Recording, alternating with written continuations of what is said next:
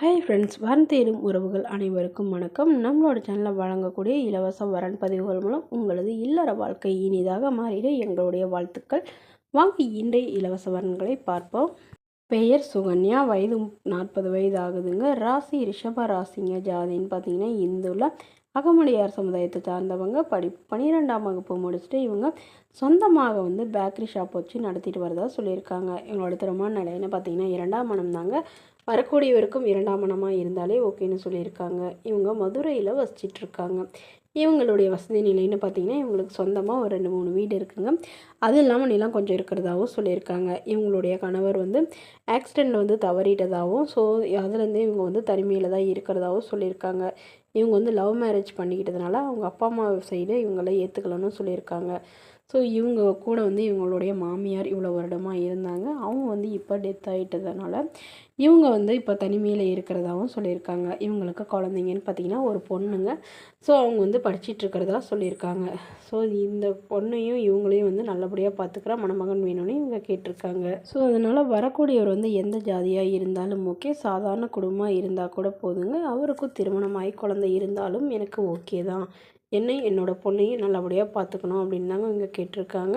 வேலை இல்லைனாலும் ஒன்றும் பிரச்சனை இல்லைங்க. அதாவது பேக்கரியை நாங்கள் 2 பேரும் சேர்ந்து ரன் பண்ணிக்குவோம் அப்படிங்கிற மாதிரி சொல்லியிருக்காங்க.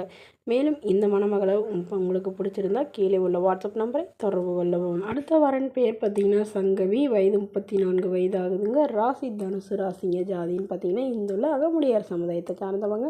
படிப்புன்னு பார்த்திங்கன்னா இவங்க 6ஆம் வகுப்பு முடிச்சுட்டு மளிகை கடை, அதாவது ஹோல்சேல் மளிகை கடைக்கு வேலைக்கு போயிட்டுருக்காங்க.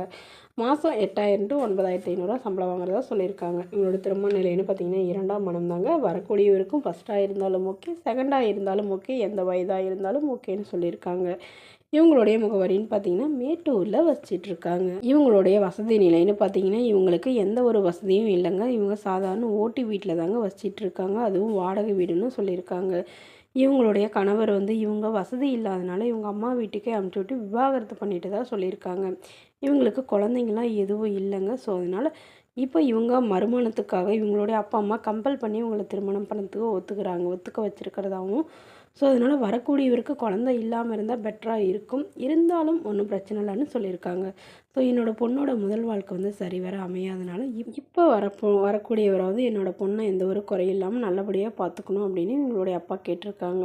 ஸோ இவங்களோட அப்பா என்னோடய பொண்ணுக்கு ஒரு 5 சவரன் நகை போடுவோங்க. அது இல்லாமல் என்னால் முடிஞ்சளவு ஓரளவு சீர்திருத்தலாம் செய்வோங்க. மற்றபடி பெருசாக எங்களை எதிர்பார்க்கக்கூடாது அப்படின்னு சொல்லியிருக்காங்க.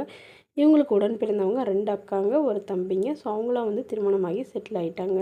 மேலும் இந்த மணமகளை உங்களுக்கு பிடிச்சிருந்தா கீழே உள்ள வாட்ஸ்அப் நம்பரை தொடர்பு கொண்டு உங்களுடைய முழு விவரங்களையும் எங்களுக்கு சென்ட் பண்ணுங்கள். இவங்களுக்கு ஓகேங்கிற பட்சத்தில் மணமகள் வீட்டாரோட ஃபோன் நம்பர் வழங்கப்படும்.